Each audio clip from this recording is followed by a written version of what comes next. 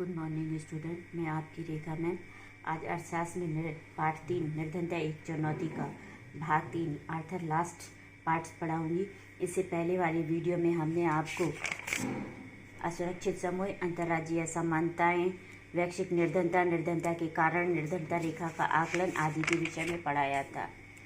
आज हम आपको निर्धनता निरोधी उपाय, भावी चुनौतियां, मानव निर्धनता आदि के विषय में पढ़ाएंगे। निर्धनता निरोधी उपाय। निर्धनता उन्मूलन भारत की विकास रणनीति का एक प्रमुख उद्देश्य रहा है। अर्थात निर्धनता उन्मूलन का मतलब होता है निर्धनता को समाप्त करने या कम करना। भारत की विकास रणनीति का यानी भारत की विकास रणनीति जो उसका एक प्रमुख उद्देश्य रहा है। सरकार की वर्तमान निर्धनता निरोधी रणनीति मोटे तौर पर दो कारक है। पहला है आर्थिक समृद्धि को प्रोत्साहन करके, दूसरा है लक्षित निर्धनता निरोधी कार्यक्रमों को चालू करके, जिसमें सबसे पहले आपका आता है आर्थिक समृद्धि। 1950 से 1980 तक देश में प्रति व्यक्ति आय बहुत धीमी गति से बढ़ी, 3.5% के हिसाब से, किंतु 1980 से 90 के दशक में यह 6% के करीब पहुंच गई। यानी 1950 से 80 के बीच जो विकास की नीति थी वो सिर्फ गति थी, वो 3.5% थी। लेकिन आर्थिक समृद्धि को जब बढ़ाया गया, भारत के विकास को बढ़ाया गया, तो उस 1980 से 1990 के बीच में आर्थिक समृद्धि जो थी वो 6 तक पहुंच गई। अतः आर्थिक समृद्धि की ऊंची दर में निर्धनता कम करने में महत्वपूर्ण भूमिका निभाती है। अर्थात आर्थिक समृद्धि जो होती है ऊंची दर में निर्धनता कम करने में सबसे महत्वपूर्ण भूमिका निभाती है। आर्थिक समृद्धि अवसरों को व्यापक बनाती है, क्योंकि औद्योगिक प्रगति करने के कारण नए नए उद्योग स्थापित किए जाते हैं, जिसमें लोगों को अधिक रोजगार प्राप्त होता है, व्यापक तौर पर उसको बनाया जाता है और मानव विकास में निवेश के लिए आवश्यक संसाधन उपलब्ध कराती है। इसी के साथ मानव विकास में निवेश करना यानी मानव की शिक्षा पर, स्वास्थ्य पर निवेश करके मानव संसाधनों को प्रोत्साहित करना मुख्य उद्देश्य इनका रहता है। मानव विकास में निवेश करने के बाद भी क्या यह संभव है कि आर्थिक विकास से सृजित अवसरों से निर्धन लोग प्रत्यक्ष लाभ नहीं उठा सके? यानी इससे जो मानव विकास पर निवेश किया जाता है, उस पर आर्थिक विकास करने के लिए जो सृजित अवसर किए जाते हैं, तो उसका प्रत्यक्ष लाभ क्या गरीब लोग उठा पाते हैं? निर्धनता पर इसका प्रत्यक्ष प्रभाव पड़ा, क्योंकि निर्धन लोगों का एक बड़ा भाग गांव में रहता है। क्योंकि निर्धन लोगों का एक बहुत बड़ा भाग हमारा जो है गांव में रहता है। भारत गांव का देश कहा जाता है। भारत में लगभग 70% जनसंख्या गांव में निवास करती है, जो कृषि पर निर्भर है और कृषि पर आश्रित है। यानी वही जो अभी हमने बताया कि वो कृषि पर निर्भर है।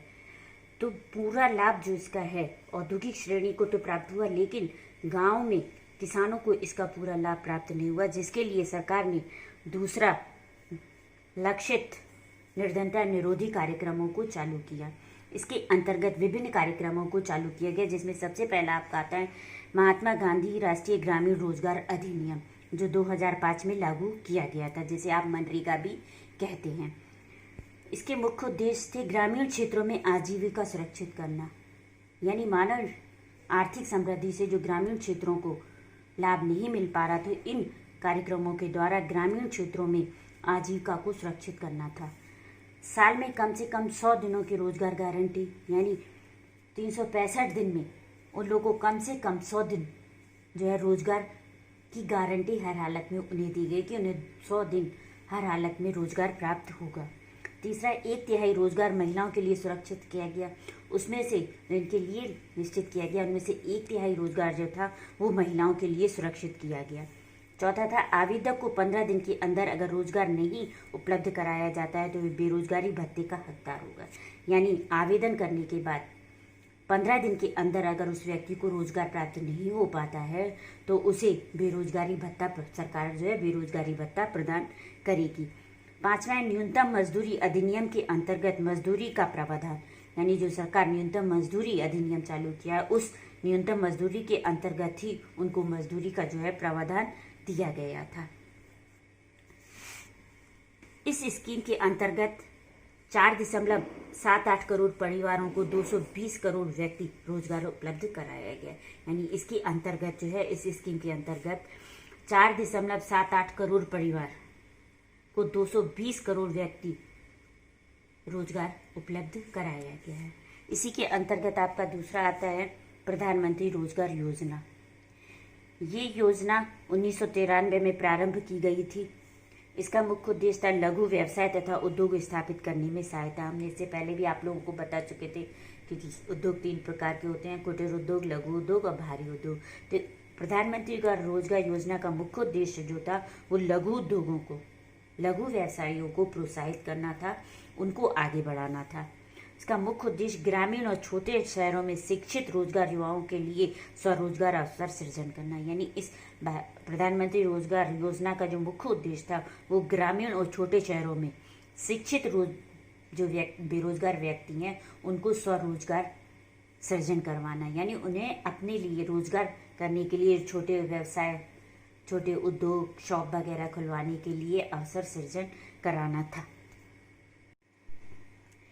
इन 2 योजनाओं के अतिरिक्त सरकार ने और भी बहुत सी योजनाएं चलाई है, जैसे ये आपके इसमें बुक में दी है।